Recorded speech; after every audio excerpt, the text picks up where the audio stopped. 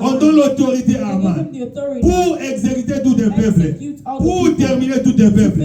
Or, il ne savait pas que dans ces palais royaux, il y avait quelqu'un. Bien aimé, tout ce qui peut nous arriver, le Seigneur connaît déjà davantage. Les dieux savaient qu'un jour, les Juifs qui sont dans cette royaume auront un problème. Il a fallu chercher à mettre déjà quelqu'un dans les palais royaux qui va défendre cette cause-là. C'est pourquoi le Seigneur, il avait pris Esther, il l'a introduit dans les palais royaux, afin que quand les Juifs seront face à un problème avec les rois, que la reine Esther soit aille là-bas pour intervenir. C'était déjà sur le plan de Dieu. Oh, Aman ne savait pas que Esther était aussi juive. Puisque la Bible dit, Esther avait caché son identité. On ne savait pas qu'Esther était juive.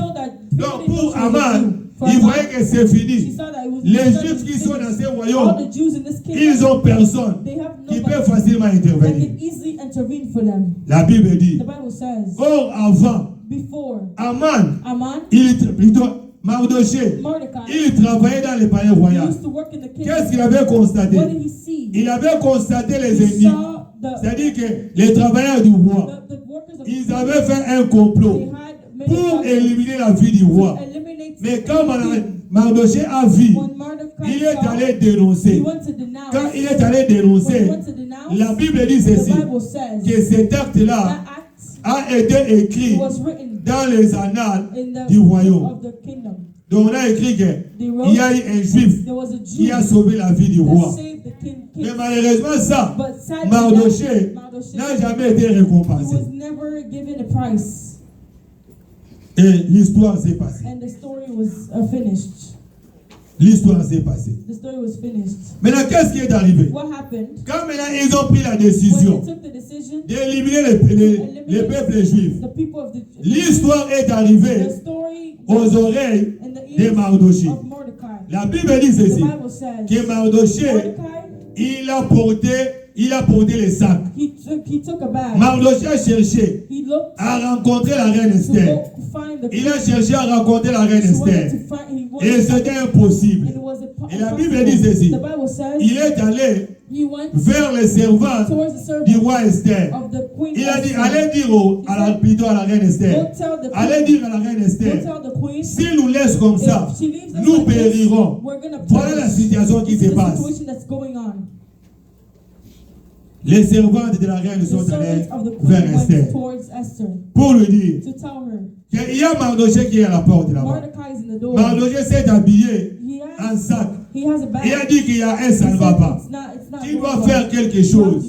Si tu ne fais pas quelque chose, nous périrons. La Bible dit que la reine Esther a encore envoyé ses servants pour aller demander à Mardoché ce qui se passe. Mardoché a expliqué la situation. Il a dit à Esther, tu dois faire quelque chose. Tu dois aller vers le roi pour intervenir. Puisque si tu n'interviens pas, nous périrons. Si tu n'interviens pas, sache-le que Aman va nous exterminer. Mais regarde maintenant ce qui s'est passé. La reine Esther, elle s'est dit, mais moi devant le roi, je vais arriver comment? Puis il avait beaucoup de jours. Le roi ne m'a pas appelé. Oh, pendant ce temps-là, il y avait un principe. Même si vous êtes la reine, avant d'aller vers le roi, il faut que le roi vous appelle. Si le roi ne vous appelle pas, si vous entrez là où le roi est, on va vous exécuter. Donc même si tu es la reine, si le roi ne vous appelle pas, vous allez là où il est. Il va donner l'ordre de vous exécuter. Mais là la reine Esther s'est dit, moi ça fait beaucoup de jours, le roi ne m'a pas appelé. Je vais entrer là-bas comment? Pour aller plaider la cause de mon peuple. Qu'est-ce que je veux faire? Il dit à Mardoché, il dit je ne saurais pas arriver là-bas. Mardochée lui dit, Esther, si tu ne fais pas quelque chose, si tu ne te lèves pas, sache-le que nous périrons. Si tu ne te lèves pas, sache-le que notre secours viendra de quelque part. Bien, je suis venu dire à quelqu'un, notre secours ne viendra pas de ces mondes. Notre secours viendra de l'Éternel. David dit, je lève mes yeux vers la montagne où me viendra le secours. Bien, les gens de ce monde peuvent t'abandonner. Mais nous avons une seule personne qui n'abandonne pas. Cette personne-là, elle se lève comme un rédempteur. Elle se lève toujours le dernier. Là où tu vois que ça ne marche pas, je suis venu te dire cet après-midi qu'il y a un rédempteur qui se lèvera le dernier pour défendre ta cause.